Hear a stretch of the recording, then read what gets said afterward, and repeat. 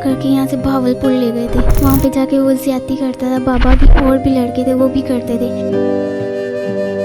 हम गलती कर बैठे, हमसे हुई है, हमसे पूछे, हमारी तो इज्जत मिट्टी में डुल गई है। घर में भी लोग आते थे, वो भी ज्यादती करते थे। वो लोग ना होटलों में बेचते थे, वहाँ पे भी ज्यादती करवाते थे।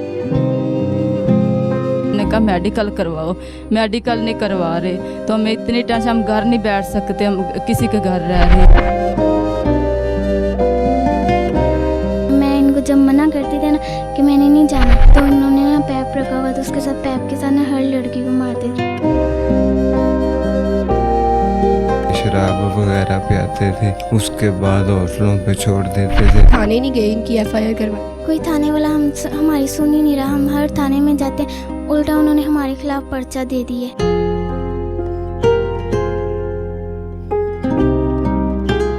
अस्सलाम वालेकुम नाजरीन, मैं हूं आपकी मेज़बान फ़ाइका राना और आप देख रहे हैं नई बार डिजिटल। नाजरीन, मैं आज आपके सामने एक ऐसी कहानी लेकर आ रही हूं जिसे सुनकर, जिसे देखकर आपके भी रोंगटे खड़े हो जाएंगे। 14 साला बच्ची के साथ 6 माह तक मुसलसल ज़्यादती की गई। जिस घर में वो काम करने जाती थी, उसी घर वालों ने इस बच्ची को ज़्यादती का निशाना बनाया। इसे आगे होटलों में बेचते रहे, गलत अद्वियात और इंजेक्शन लगाए जाते थे। क्या कहानी है इसके पीछे, आज मैं किरण के घर पे मौजूद हूँ। इनके वालिदैन से जान लेते हैं और किरण ही की ज़ुबानी जान लेते हैं। इन लोगों का यही मुतालबा है कि किरण को इंसाफ दिया जाए, क्योंकि ना तो पुलिस वाले इस काम में मदद कर रहे हैं उनकी, और ना ही कोई और मेडिकल ही नहीं होने दे रहे। तो आइए मेरे साथ इसके पीछे क्या कहानी है, इन्हीं से जान लेते हैं। अस्सलाम वालेकुम। वालेकुम अस्सलाम। किरण, क्या हुआ है आपके साथ? ज्यादती हुई है मेरे साथ। किस तरह से? जिनके घर में काम करती थी ना, उन्होंने मुझे अगवा कर लिया। किस तरह से अगवा कर लिया है? मुझे वो लोग ना यहाँ से चले गए थे भावलपुर। वहाँ पे जाके ना वो बाबा जो लेके गया था ना यहाँ से, वो भी ज्यादती करता था, और कोई और जो उनके ना और भी लड़के थे वो भी करते थे। बाद में वहाँ से ना वो लोग यहाँ पे लाहौर ले आए। लाहौर में वो लोग ना होटलों में बेचते थे, वहाँ पे भी ज्यादती करवाते थे। और उसके बाद ना घर में भी लोग आते थे, वो भी ज्यादती करते थे। कितना अर्सा हो गया काम करती उधर? इनके घर मुझे 1 माह हो गए। कौन लोग हैं ये? हमारे घर के ना सामने रहते थे। इनके ना दो जो इनकी बीवी है ना, उसके 2 भाई हैं छोटे छोटे। उन्हें कहती थी कि ना उन्हें ना बस उनका ख्याल रखना है, उन्हें देखना है, काम वगैरह नहीं, उन्हें देखती थी मैं। तो वहाँ से वो लोग मुझे ले गए। किस तरह का ख्याल? यानी कि उसके छोटे छोटे भाई थे ना, तो वो प्रेग्नेंट थी। वो कहती इनका ना बस ख्याल रखना है। कितना अर्सा हो गया था काम करती? 1 माह। किसने लगवाया था? मामा। अच्छा, मामा के कोई जानने वाले थे या किसी और ने बताया था? किसी और ने बताया था कि इनके घर में काम कर लो। तो 1 माह के दौरान कभी शक हुआ कि ये किस तरह के लोग हैं? नहीं। बस एक ही दफ़ा में उन्होंने अगवा कर लिया? बस एक ही दफ़ा में उन्होंने ना अगवा करके यहाँ से भावलपुर ले गए थे। वहाँ पे जाके वो ज्यादती करता था, बाबा भी और कोई और भी थे। बहावलपुर किस तरह से लेके गए थे? मुझे कहती आओ बाहर से ना हम बैलेंस करवा के आते हैं। तो हम ना बैलेंस करवाने गए। कहती इस दुकान से नहीं हो रहे, अगली दुकान में, इस गली में दुकान है, वहाँ पे चलते हैं। हम ना उस गली में गए। उस गली में उसने ना गाड़ी उनकी खड़ी हुई थी, ब्लैक कलर की गाड़ी थी। उसमें ना 3 आदमी और बैठे थे। एक उसका जो मियाँ था ना, वो गाड़ी चला रहा था, और वो पीछे लेके ना मुझे बैठ गई। और वहाँ पे उन्होंने ना मेरे मुंह पे कोई ना कपड़ा था वो रख दिया। उसके बाद मुझे नहीं होश थी ये लोग कहाँ लेके जा रहे हैं। तो उधर जाके पता चला? जी, उधर जाके इन्होंने जब किसी से बात की थी ना, उन्होंने कहा आप लोग कहाँ? इन्होंने कहा हम लोग भावलपुर में हैं। तो वहाँ से 2-3 दिन बाद ना लाहौर ले आए थे मुझे। लाहौर लाने के बाद ना होटलों में बेचते थे। मैं इनको जब मना करती थी ना कि मैंने नहीं जाना, मैंने अपने घर जाना है, तो इन्होंने ना पैप रखा हुआ था, उसके साथ पैप के साथ ना हर लड़की को मारते थे। इनके पास और भी लड़कियाँ हैं। और भी लड़कियाँ थी आपके अलावा? काम करती थी वो भी घर में? काम नहीं करती, इसी तरह काम के बहाने में रख के ना अगवा कर लेते हैं उनको। अच्छा, इनका पूरा गैंग है कि मतलब उन्होंने सारी लड़कियों को जो है वो इस चीज़ का निशाना बनाया हुआ है। घर वालों को किस तरह से पता चला? मेरे घर वालों को नहीं पता था। मुझे ये लोग अगवा करके लेके गए थे। फिर ना उन्होंने किसी से ना फ़ोन पे बात कर ली। वो फ़ोन पे जब बात की ना, उन्होंने बेचने की बात की। मैंने सुन लिया, कमरे में बेचने की बात कर रहे थे। तो वो जब उन्हें लेने जा रहे थे ना यहाँ से, उनकी बीवी ना अंदर नहा रही थी वॉशरूम, और जो दूसरी उनकी साली थी ना, वो बच्चे के पास बैठी हुई थी। मैं वहाँ से ना कुंडी लगाने के बहाने भाग गई थी। पूरे घर वाले ही इस चीज़ में मुलविस थे? जी। तो वो जो बाबा थे, वो जो बाबा जी थे, वो उस घर के मालिक थे? नहीं, उनका घर किराए पे है। किराए पे रहते हैं? किराए पे रहते हैं, और जब इस तरह का कोई मसला उनका बनता है ना, वो लोग घर चेंज कर लेते हैं। तो ये कहाँ पे है इनका घर? एक बालटोन में, अभी बालटोन में रह रहे हैं। अभी भी वहीं पे रह रहे हैं? जी, अभी भी वहीं पे रह रहे हैं। तो आपने कोई एफआईआर नहीं करवाई? किसी के पास नहीं गए, थाने नहीं गए इनकी एफआईआर करवाने? कोई थाने वाला हमारी सुन ही नहीं रहा। हम हर थाने में जाते हैं, उल्टा उन्होंने हमारे खिलाफ़ पर्चा दे दी है कि इन किरण ने ना इनकी जो बेटी है ना, उसकी ना आंखें पकड़ी और इसके मामू ने उसके साथ ज्यादती की। उल्टा उन्होंने हमारे पे पर्चा दे दिए।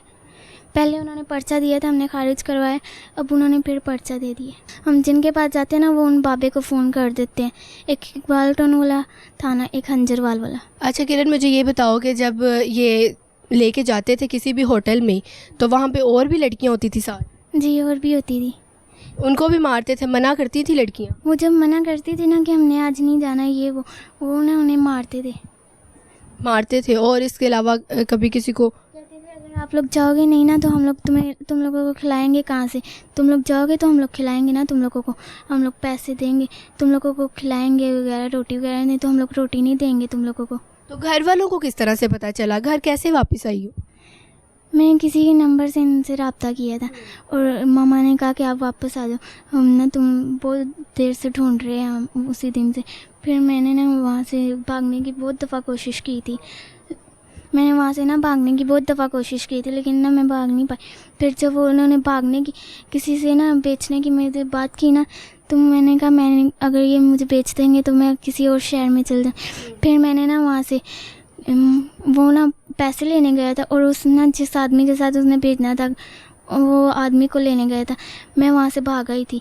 जी नाज़रीन, मुतासरा लड़की की कहानी आपने सुनी। अब मज़ीद कहानी, इसके पीछे क्या इंकशाफात है और क्या जो है वो राज है, इनके घर वालों से भी जान लेते हैं। जी नाज़रीन, हमारे साथ किरण के वालिद और वालदा मौजूद है। इनसे जान लेते हैं कि इनकी जो बेटी के साथ क्या सलूक पेश किया गया और क्या नौबत आई थी ऐसी कि उसको इतनी छोटी सी उम्र में काम पे डाल दिया।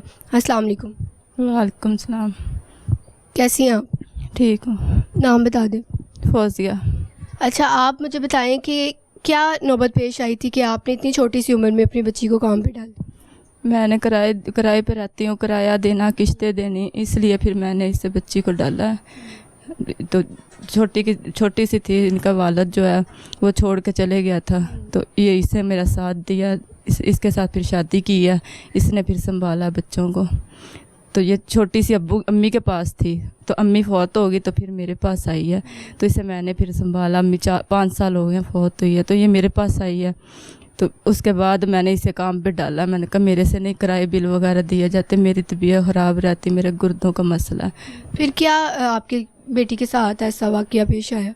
तो वहाँ पे मैंने डाला, तो रात को वो लेके गया सामान उठा के, तो उधर से कुड़ी को लेके गया बेटी मेरे को। सुबह 7 बजे वो आई है औरत, कह रही है मुझे ना किरण जल्दी आ, भाग के।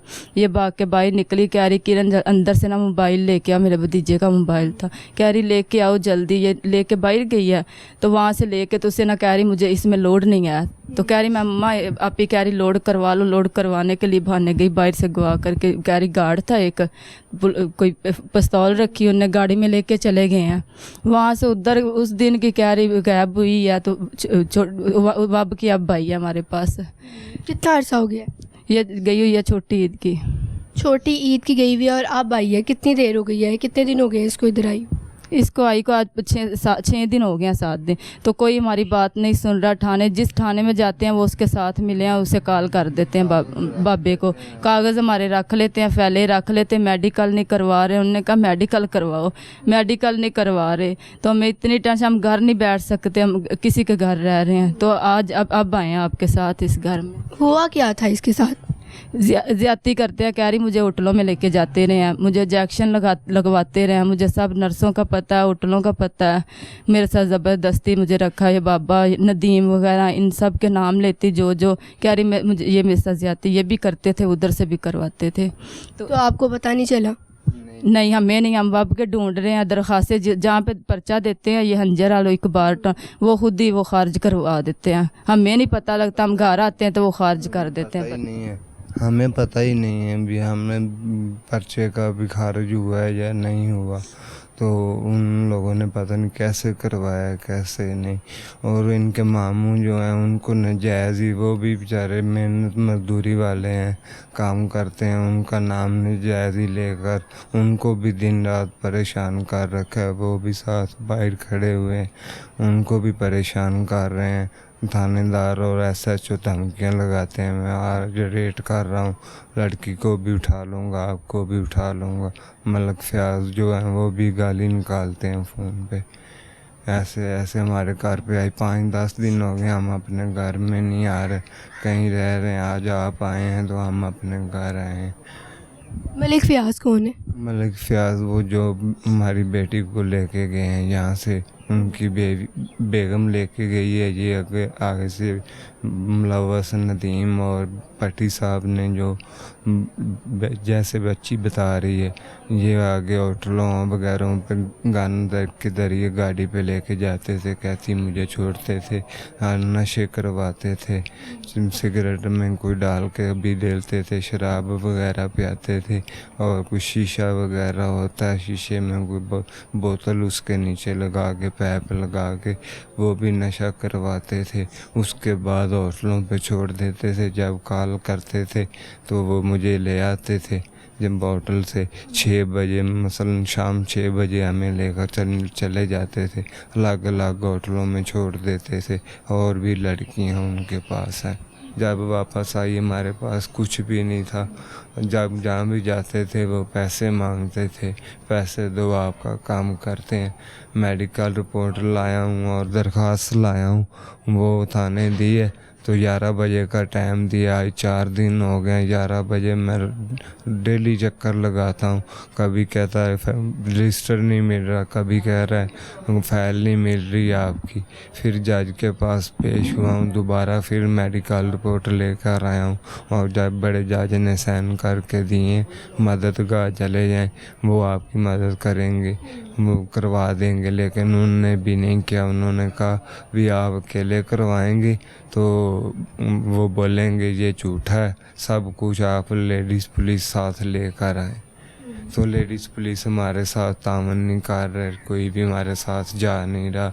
वो रिपोर्टें वगैरह हमारे पास ही हैं सब। उन वालिदैन के लिए क्या कहना चाहेंगे जो किसी के घर बिना पता किए भेज देते हैं काम पर, कि काम पे जिस घर में भेज रहे हैं उनका अता पता होना चाहिए कि पीछे से वो किस तरह की है? गुजारिश यही करता हूँ, जिधर भी भेजें अपना पूछताछ के घर उनका हो, अपनी तसल्ली करके भेजें। हम गलती कर बैठे हैं, हमसे हुई है, हमसे पूछें।